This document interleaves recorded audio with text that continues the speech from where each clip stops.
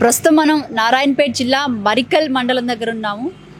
ఇక్కడ కొంతమంది రైతులు అయితే ఉన్నారు, పెద్దవారు ఉన్నారు. వాళ్ళని అడిగి అసలు తెలుసుకునే ప్రయత్నం చేద్దాం. యూరియా కొరత ఎంత మాత్రాన ఉంది ఇక్కడ. నమస్తే అండి. యూరియా కొలత అయితే చాలా ప్రాబ్లం ఉంది మేడం. అయితే ఏమైందంటే ఇప్పుడు ఇన్ని దినాలు ఎట్లున్నాయంటే ఇప్పుడు రైతు దాంట్లో మార్కెట్లో దొరుకుతున్నాయి, ఇప్పుడు దొరకడం లేదు. అయితే ఏమవుతుందంటే దానివల్ల లైన్కు ఉండి కొట్లాటలు లొల్లులు పోలీసు వాళ్ళు చుట్టూ అంత ప్రాబ్లాలు ఉన్నాయి. ఇదివరకు ఉంటేనా పోలీసు వాళ్ళు ఇట్లా రావడం?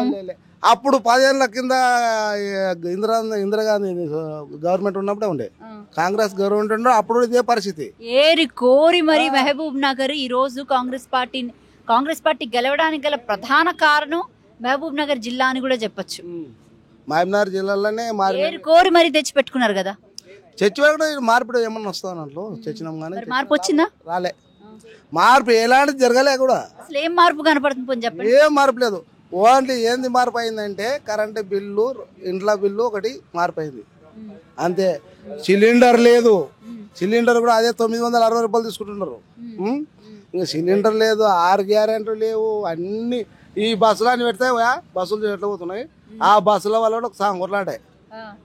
ఆడోళ్ళు పైసలు పెట్టేది మగవాళ్ళు, ఆడవాళ్ళు ఏమో కూకోవాలి. అంత ఇబ్బంది ఉన్నాయి. గవర్నమెంట్ భలే. నేను కూడా ఎప్పుడు వేయను అని ఈసారి కాంగ్రెస్కే వేసిన ఓట్లు.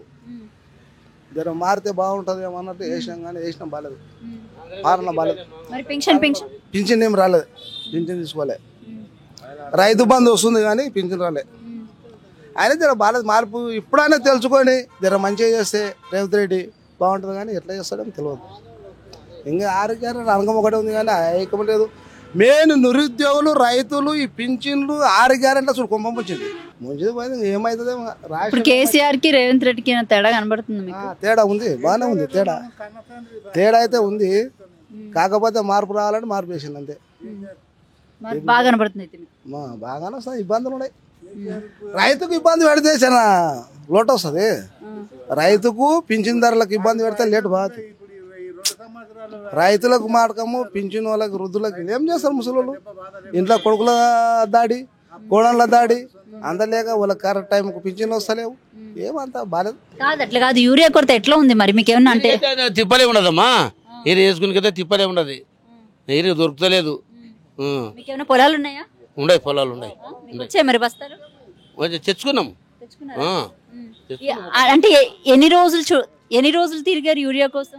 4 రోజులు 5 రోజులు తిరిగి తెచ్చుకున్నాం వచ్చినాక. ఇది వరకు ఉండేనా ఇట్లాంటి ప్రాబ్లం? మరి లేకుండా మంచిగా ఉండే, అప్పుడు సౌలత్ మంచిగా ఉండే, బాగుండే అప్పుడు. ఏం మరి మార్పు ఎట్లా ఉంది? ఏరుకొని తెచ్చుకున్నారు కదా కాంగ్రెస్ పార్టీని. మేమేనా చేసుకున్నాం? మేము అయితే మంచిగా వేసినాం కూడా, కానీ మాకు ఏం తెలుసు అవన్నీ. చేసేదంతా ఇట్లా చేస్తున్నాం, మాకే బాగా చేస్తారని వేసినాము. ఇలా చేసేది మాకేం తెలుసు. కేసీఆర్ మంచిగా ఉండే, ఆయనకు మాకు కన్నతండ్రి లేకుండేనమ్మా.